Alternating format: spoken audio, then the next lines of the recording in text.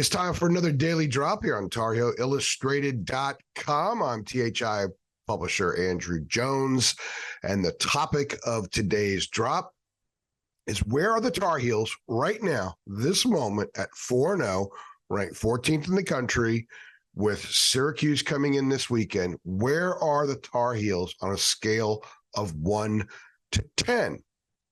I asked Cedric Gray the question on Tuesday.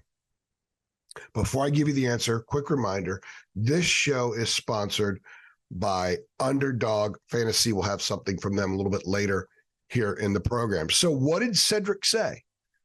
And the premise of the question is based on the fact that Mac Brown said a couple of times during his weekly press conference Monday, we can get a lot better. And he outlined some of the areas.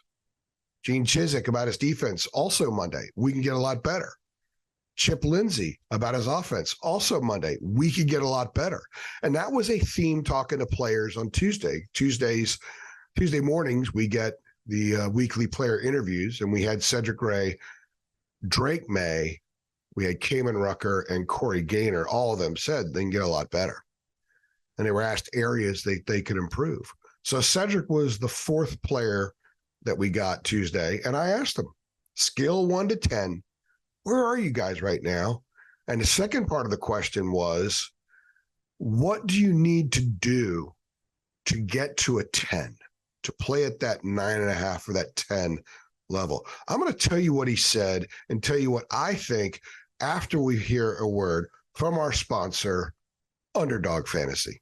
Yes, guys, we are so excited to be partnered with Underdog Fantasy, and we decided to partner with Underdog because it's the easiest place to play fantasy sports, and it's also the fastest growing fantasy app in the industry right now as well. And Underdog Fantasy has so much to offer, including their Pick'em game. And in Pick'em, you pick whether your favorite players will have a higher or lower stat total in this week's game for a chance to win big. It's so easy to play. Just pick 2 to 5 stats of your favorite players and choose whether they'll go higher or lower. And you can 20x your money by going just 5 for 5. They also have a Best Ball Mania. If you think you know football, you need to check this one out. This year's Best Ball Mania has $15 million in total prizes up for grabs, with the winner taking home $3 million.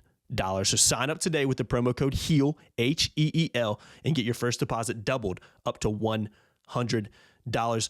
Visit UnderdogFantasy.com or find them in the App Store. And don't forget to register with that promo code HEAL to get your first deposit doubled up to $100. Must be 18 plus and present in a state where Underdog Fantasy operates. Terms do apply. And if you're concerned with your play, call 1-800-522-4700 or visit ncpgambling.org. Back to the show. Cedric's response was a 7.5 or 8, which I think is fair, because I had actually written after, I believe it was after Minnesota, that was a C+ performance, and they had been sort of a C+ team, and I maintained that through Pittsburgh. Plenty good things, but enough not so good things that they can't get too comfortable with where things are as a team right now, because there's so much that can improve, and some of these things are easily identifiable. The staff doesn't have to just come up with stuff to motivate this group. You've got a lot of mess on special teams.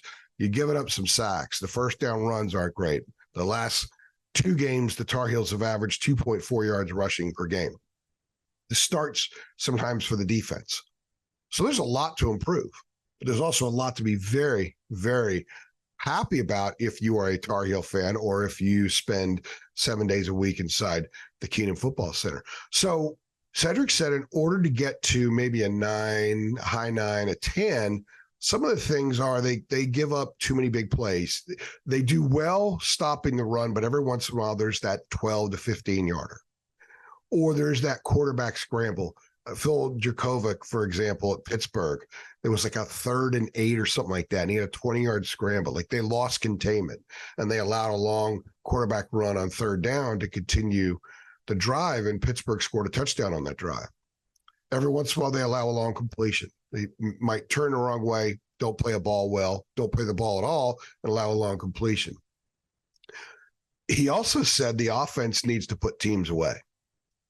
Think about South Carolina. Boy, another touchdown late would have put them away. Now, they did close strong against Minnesota, outscored them 10-0 after the the Gophers had gotten the game close, but they maybe could have tacked on another one.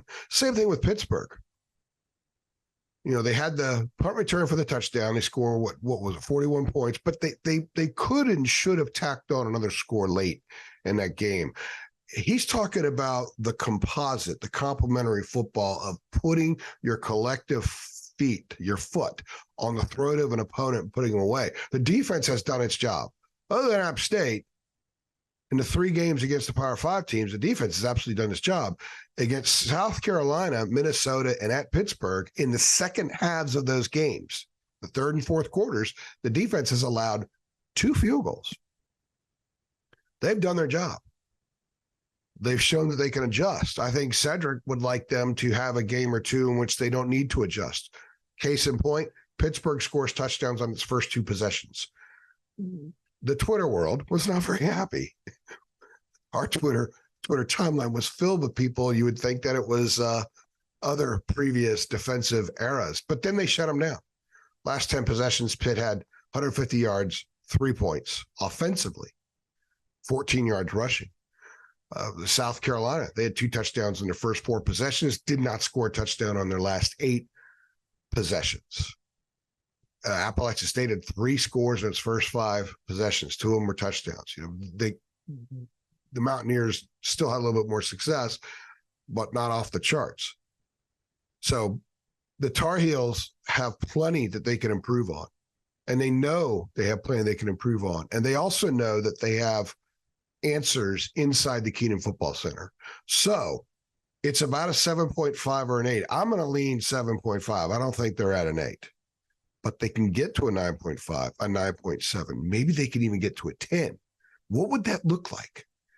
How good could this team be if it gets to that point?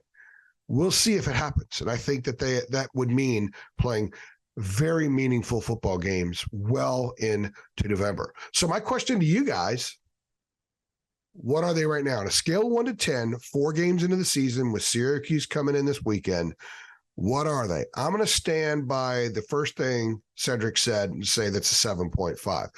Tell us what you think it is and why. And tell us how much more they can grow. Do you think this team can hit a 10? Do you think their ceiling is a 9.2 or a 9.5? Let us know what you think. Always want to know what you guys think about your Tar Heels. That's part of what makes covering them so much fun. So many passionate, knowledgeable Carolina football and basketball fans. So we want to engage you guys in this. Go ahead and let us know on our Twitter feed. Go ahead and let us know on Facebook. And if you're a subscriber to our site, let us know in the thread where this piece is posted on our site. Thank you to Underdog Fantasy for continuing to support us. They will be with us through the football season. And thank you to you guys for checking us out. And make sure if you like this video, if you think 7.5 is fair, if you think 10.0 is possible, go ahead and click like. Make sure you share this video with your friends. Let all your Carolina friends know we are here. If you're not an insider, go be an insider. It's just $8.33 a month, guys. That's less than any number in a drive-thru pretty much now, unless it's basically a kid's meal. Subscribe to our channel. Hit the notification bell so you know every time we upload, which is often, and make sure you come back to our next daily drop and also for our coverage of Carolina's basketball media day, which is Friday, a little bit after you probably watch this video, and also coverage of the Syracuse game. I'm AJ. Thanks for stopping by.